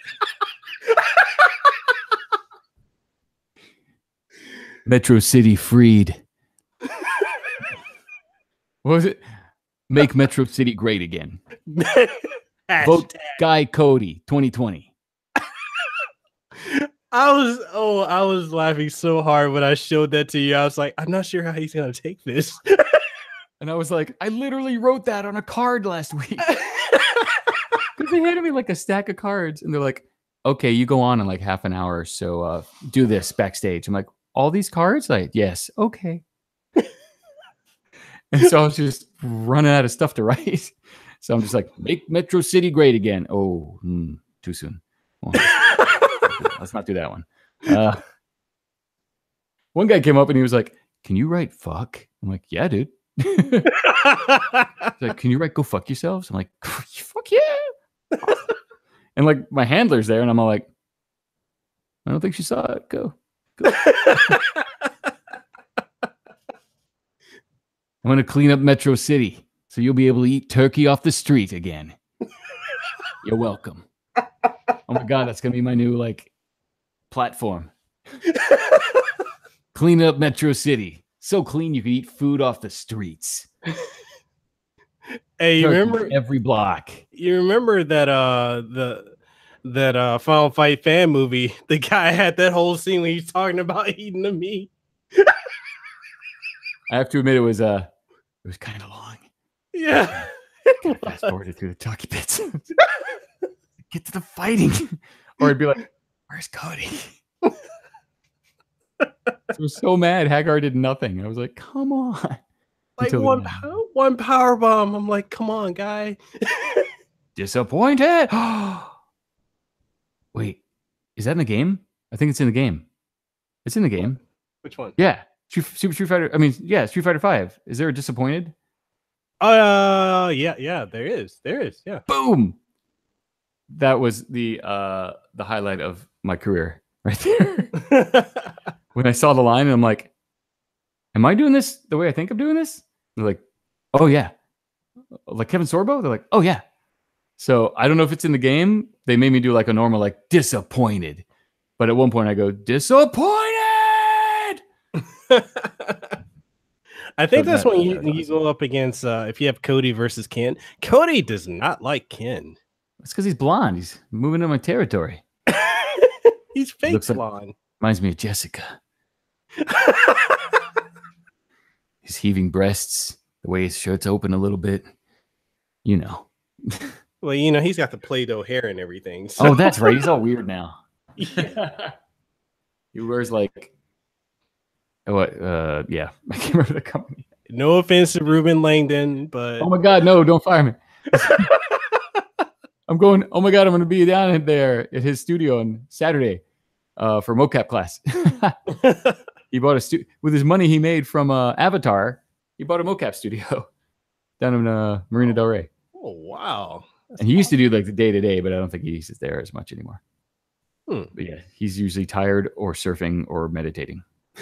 I know he's recently out here in Hawaii, and I'm like, damn, I wish I could have. I bet he was surfing. Probably. He never goes to the release party, so we always were just like, Ruben.